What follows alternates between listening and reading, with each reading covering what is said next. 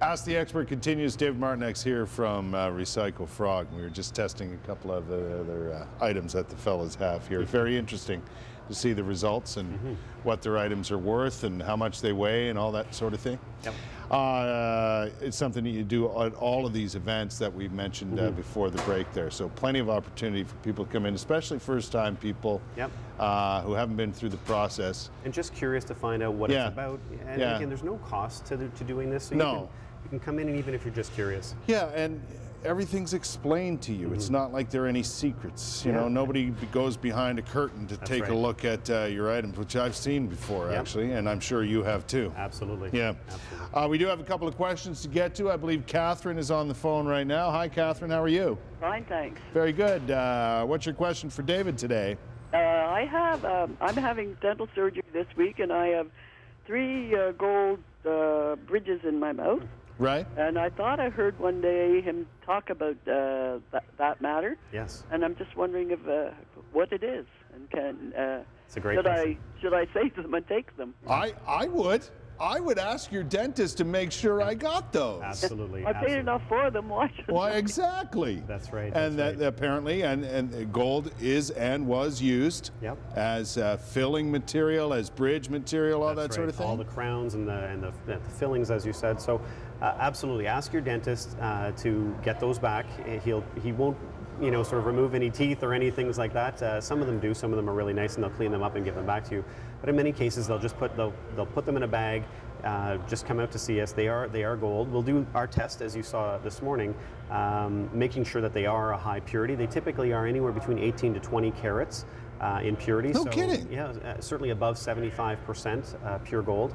And we'll test them, we'll weigh them, and then we'll make an offer to purchase them. So yeah, by all means, bring them in. And it qualifies just like anything else, like jewelry, right? Yeah, if it's gold, it's good. That's right. That's right. So, and you know what? We have hundreds of people, every year that come in with dental gold. They're kind of sheepish about it because they don't know if it has any value whatsoever. And of course, it does. It could potentially be worth, $50 to over $100, depending on how much physical gold there is there. And as Catherine pointed out, she paid for them. That's right. She should get some of that back. Exactly. It's not cheap to have that sort of work done. That's right. We've got Glenn on the telephone this morning. Glenn, how are you? Not bad. And yourself? Very good. Thanks for asking, my friend. What's your question for David today? Well, we about 30 years ago, we were at a garage sale, and we picked up this flatware set, 52-piece flatware set. And on the back of it, there's a stamp on the back of it. It's an R, and I'm just wondering if there's any value to this set. I would want to have a closer look at that. About, I'd say 60% of all the flatware sets that people bring into us tend to be plated material. But again, that leaves about 40% where they actually are solid sterling silver. Right. If it's solid sterling, then we'll do our own tests on it. Silver requires a slightly different test. There's an acid test that we do on silver to ensure that it is solid. Right. Then we'll weigh it, and then based on the number of grams and the price of silver on that day, we'll present a purchase offer. If it's not solid sterling silver, there's nothing that we can do with it, unfortunately. Right. It kind of throws me off. I'd have to see what else is actually stamped on there.